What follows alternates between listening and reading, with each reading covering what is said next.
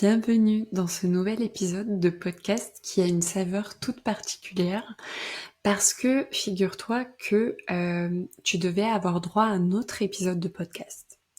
Lundi matin, je devais enregistrer un épisode avec une amie entrepreneur et je lui écris plutôt pour confirmer notre rendez-vous de 11 heures en lui disant « Salut, comment tu te sens ce matin? On a rendez-vous à 11 heures, est-ce que tu es prête ?» Et là, je reçois sa réponse où elle me dit « J'ai eu un bad mood tout le week-end. Je suis en plein SPM, syndrome prémenstruel. J'ai une énergie basse. J'espère que j'aurai assez d'élan pour faire honneur à notre échange. » Et là, sans réfléchir, je lui dis « Pas de souci. Dis-moi quand se situe ta phase ovulatoire. » Et elle me donne ses dates. Et là, je réponds nickel, je serai en phase folliculaire et ce podcast va être une pépite. Et on recale notre rendez-vous et là elle me dit, tu te rends compte quand même l'évolution qu'il faut, le sentiment de culpabilité que beaucoup de femmes pourraient ressentir à faire comme nous. Là, j'ai eu un flash. Le problème, ce n'est pas de caler nos rendez-vous selon nos cycles. Non, le vrai problème, c'est qu'on nous a appris à passer en deuxième, voire en dernier. Et donc, ce qui compte profondément pour nous finit lui aussi à la dernière place. Quand j'ai eu ce réflexe de demander à mon invité, dis-moi quand ça tombe ta phase ovulatoire, j'ai ressenti, je dois l'avouer, une immense fierté. Mais pas une fierté qui est égotique. Non, rien à voir. Une fierté souveraine. Parce que je me suis vue faire un truc que je n'aurais jamais osé dire il y a quelques années. Pourquoi? Parce qu'à l'époque, mon cycle était un non-sujet. Pire, c'était un tabou, une honte, une saleté. Il faut dire que j'ai été formée à ça. Éduquée à me taire, éduquée à planquer ma serviette hygiénique dans ma manche, à serrer les dents si j'avais mal au ventre et à sourire même si j'avais l'impression de me vider de l'intérieur. Et ce conditionnement, il ne s'est pas construit que dans les livres ou à l'école. Il s'est ancré dans le quotidien, dans le vécu, dans la peur. J'ai un souvenir marquant, presque traumatique, je dois dire, du collège. On avait des toilettes à la turque. Ouais, même pour les filles. Aucune intimité. Les portes ne montaient pas jusqu'au plafond, donc il y avait une hauteur. Et certains garçons entraient dans les toilettes des filles, ils s'agrippaient sur le haut de la porte pour passer la tête et regarder ce qui se passait dans les toilettes. Donc je vous laisse imaginer ce que ça donne quand t'as 13 ans, que t'as tes règles et qu'un mec te mate en train de te changer la serviette. Et là, tu deviens la risée du collège. Parce que le gars, il dit « Elle est dégueulasse! Ah, je l'ai vue! Elle avait du sang! » Mais le pire, c'était même pas que les garçons. C'était les autres filles. Des filles qui, au lieu de se solidariser, ont entretenu la moquerie, le harcèlement. Et tu te construis avec ça. Tu comprends que ta nature cyclique, c'est sale, c'est honteux, et que c'est mieux de ne pas en parler. Et puis, moi, j'étais agent immobilier, un job 100% yang, de l'énergie masculine en non-stop. Et je vais pas cracher sur cette énergie, parce que ma part yang, je l'adore. C'est elle qui me donne le feu, le punch, le leadership dans mes projets, dans mes coachings. Mais il faut dire les choses. L'énergie sans conscience, sans yin, sans alternance, c'est de la brûlure. Et surtout, on vit dans une société conçue pour des hommes. Alors je sais que ça pique, je sais que ça dérange, je sais que je vais recevoir des messages d'hommes qui vont dire Oui, mais moi, pas moi, tu comprends, pas tous les hommes. S'il vous plaît, arrêtez de m'envoyer ce genre de message, arrêtez de vous abonner à mon compte, s'il vous plaît. Si je vous ai pas choisi, si j'ai pas choisi de vous suivre, c'est parce que vos plaintes en tant qu'homme, je m'en fous en fait. Je sais que ça dérange, mais c'est une réalité. Les rythmes de travail sont pensés sur le modèle du cycle masculin. 24 heures, pas 28 jours. Hein. Les soins hospitaliers, les tests cliniques, les dosages de médicaments, tout est calibré sur le corps masculin. Dans son livre Invisible Woman, Caroline Criado Pérez montre que la recherche médicale ignore systématiquement le corps féminin. Même dans les crash tests d'automobile, les masculins. Les mannequins sont masculins. Même dans les protocoles de traitement du cœur, on ignore les symptômes féminins. Alors, comment veux-tu qu'on s'autorise à vivre nos cycles comme une force si on nous a appris dès l'enfance que c'est un problème? Et ce que je veux dire ici, je le dis avec force, c'est que nous aussi, les femmes, on est responsables. Responsables quand on se moque d'une autre femme. Responsables quand on se tait. Responsables quand on cache nos douleurs, notre sang, notre fatigue, notre ressenti. Responsables quand on se dit « Non, mais je vais pas en parler, ça va faire trop de drama. » Et je n'y dis pas ça pour blâmer, mais pour réveiller. On ne guérira pas du silence en le gardant. On guérira en parlant, en diffusant, en normalisant. Donc si tu écoutes ce podcast, je te demande un service. Parle-en. Envoie cet épisode à une femme, à ta fille, à ta mère, à ta tante, à ta sœur, à ta voisine, à une amie. Bref, pour qu'on n'ait plus honte, pour que le cycle féminin ne soit plus le problème, mais la source.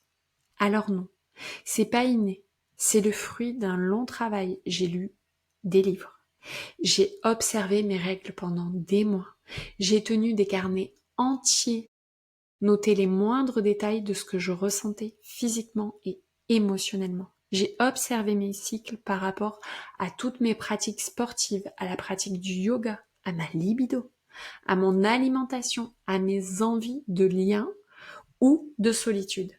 J'ai fait de mon corps un laboratoire d'introspection. Et ça vraiment, c'est game changer. Ça change tout. Mais avant, j'avais aucune conscience. Aucune. J'étais déconnectée de tout ça. Parce que on nous a appris à nous couper de nous-mêmes. Je vais te dire, moi, comment je vis mes 4 phases comme des super pouvoirs. Ma phase menstruelle, c'est lié à la nouvelle lune. Et je vais t'en parler avec les cycles lunaires parce que si tu m'écoutes depuis le début du podcast et que tu te dis oui mais moi j'ai plus mes règles ou j'ai pas mes règles ou j'ai une pathologie qui fait que j'ai pas mes règles, ok, connecte-toi à la lune. Alors non, c'est pas perché, tu vas voir, ça fonctionne. Donc, je reprends.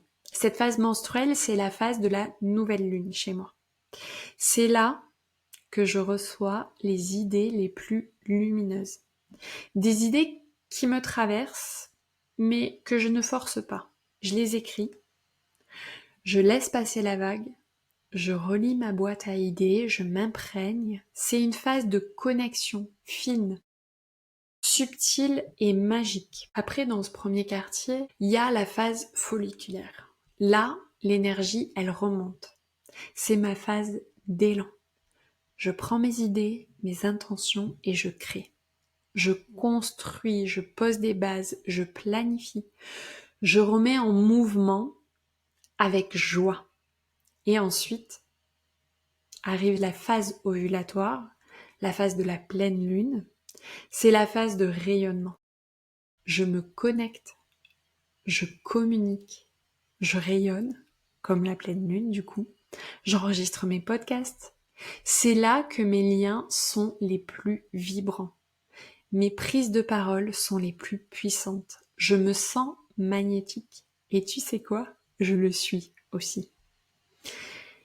Et là, dans le dernier quartier de lune, il y a la phase prémenstruelle, le fameux SPM. Là, je deviens clairement la déesse du tri.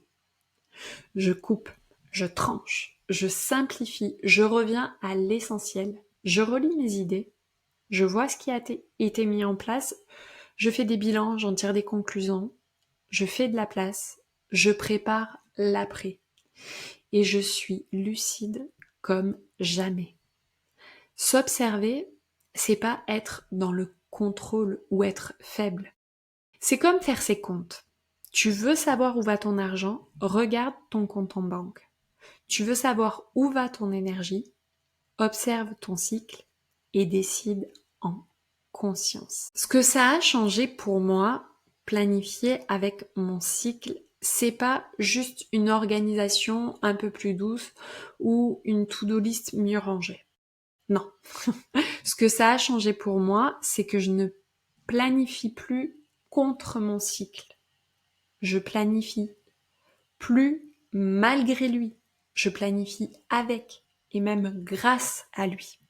Aujourd'hui, c'est une véritable stratégie souveraine parce que non, vivre selon son cycle, ça n'est pas un aveu de faiblesse, c'est un acte de lucidité, c'est un acte de puissance et surtout, c'est une révolution intérieure. On veut nous faire croire qu'on est le sexe faible, mais sérieusement, on fabrique des humains juste comme ça pour faire une mise au point. On crée, on met au monde, on alchimise. Et tu sais quoi, je vais m'arrêter là parce que j'ai pas besoin d'en faire une liste exhaustive. C'est pas dans l'étalage de nos capacités que réside notre puissance, mais dans notre capacité à les habiter en conscience. Quand je suis connectée à mon cycle, je ne fais pas plus de choses. Je fais les bonnes choses au bon moment, avec la bonne énergie. Et ça change tout. Je gagne du temps. Je suis plus stable émotionnellement. Je suis plus magnétique, plus claire, plus puissante, plus présente. Et mes décisions sont prises en pleine conscience parce qu'elles sont incarnées. Je dis ce que je fais et je fais ce que je dis. Parce que je sais ce que je me promets à moi-même. Et je sais que ce que je me promets, je peux l'honorer. Et c'est ça la vraie posture souveraine. Et cette posture, elle a une aura qui rayonne, qui inspire, qui entraîne les autres femmes à se reconnecter à elles aussi. C'est un cercle vertueux. Et c'est exactement là où je veux vous amener. Tu sais, quand tu te lances dans un projet, tu fais un budget. Regarde combien tu as sur ton compte, tu calcules ce que tu peux mettre, à quel moment, pour aller là où tu veux aller. Ben, l'énergie, c'est pareil. D'ailleurs, l'énergie, c'est une monnaie. Tu la dépenses, tu l'investis, tu la cultives, et ton cycle, c'est ton relevé de compte. Observer son cycle, c'est regarder en conscience combien d'énergie j'ai, à quel moment et dans quoi je veux la mettre. Et c'est ce que je t'aide à faire dans l'accompagnement souveraine. Mais pas que. Parce qu'au fond, ce que je t'aide à faire, c'est reprendre les rênes de ta vie. D'ailleurs, j'ai décidé de manière très souveraine, bien sûr, et en lien avec mon propre cycle, d'ouvrir 5 places pour cette session. Le début de l'accompagnement, c'est le 8 juillet. S'il n'y a qu'une seule femme, ce sera un immense honneur de marcher avec elle. S'il y en a 3, ce sera magnifique. Et si il y en a 5, je sais que je suis pleinement disponible. Parce que ce programme, il sera intime, exigeant et puissant. Alors, si ça résonne dans ton corps, si tu sens que c'est le moment de ne plus t'adapter à un modèle qui n'est pas fait pour toi, mais de reprendre le pouvoir avec ton propre rythme, tu peux déjà te noter la date du 8 juillet pour notre premier appel. Ou venir m'en parler dès maintenant. Tu peux réserver un appel découverte, on verra si si nos énergies matchent ensemble. On verra ce que ton corps te dit, pas seulement ta tête. Et si ce n'est pas encore pour toi, c'est pas grave. Observe-toi, ralentis, tu n'es pas en retard, tu n'es pas instable, tu n'es pas trop émotive, tu es cyclique. Et ça, c'est une force. Je te remercie d'avoir écouté cet épisode jusqu'au bout. Si il t'a plu, rends-moi service, s'il te plaît. Partage-le. Tag-moi en story, partage ton épisode préféré. Mets-moi un commentaire, ajoute-moi un avis 5 étoiles. Ce podcast, j'y mets toute mon âme, tout mon cœur. Donc merci pour vos retours et belle semaine.